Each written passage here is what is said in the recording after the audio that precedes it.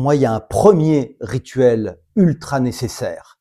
C'est le téléphone portable qui coupe la vraie communication entre les gens, entre les salariés, qui coupe l'ambiance, qui coupe tout. J'ai vu un truc très triste dans un aéroport.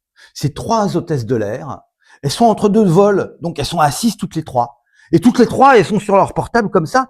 Et quand je dis très triste, ce que je veux dire, c'est que je me dis, il y a 20 ans, c'était vraiment le moment pour ces hôtesses de se parler, de dire alors ton mec il t'a vraiment quitté ou il est revenu et puis tes enfants ça va. C'était vraiment l'espace qu'on avait pour créer la communion, pour créer la communication. Cet espace on l'a plus, on l'a perdu.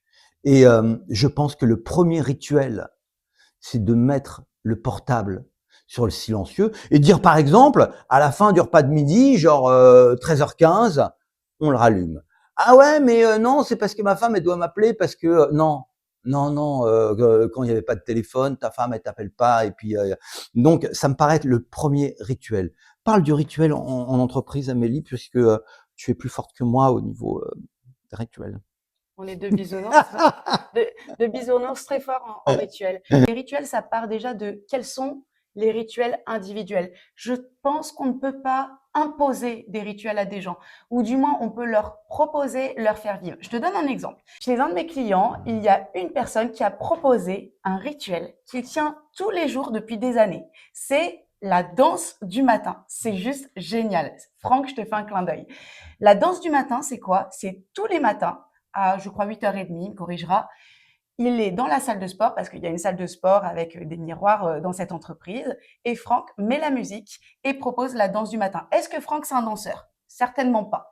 Par contre, lui, il est là. Il est dans sa présence. Il est physiquement là. Il danse, il met la musique. Et toute l'entreprise, progressivement, a su qu'il y avait la danse du matin. Ce qui fait que il y a ceux qui viennent tous les matins. Il y a ceux qui viennent de temps en temps. Il y a ceux qui viennent la première fois qui se mettent au fond. Et il y a ceux qui ne sont jamais venus à la danse du matin. Et ce qui est intéressant, c'est que les gens qui sont jamais venus à la danse du matin, ils en parlent entre eux. Ah, c'est marrant la danse du matin. Ouais, un jour j'irai à la danse du matin. Et il y a un truc tellement énergique dans cette danse du matin que ça fait que même ceux qui ne participent pas à la danse du matin sont impactés, contaminés positivement par la danse du matin.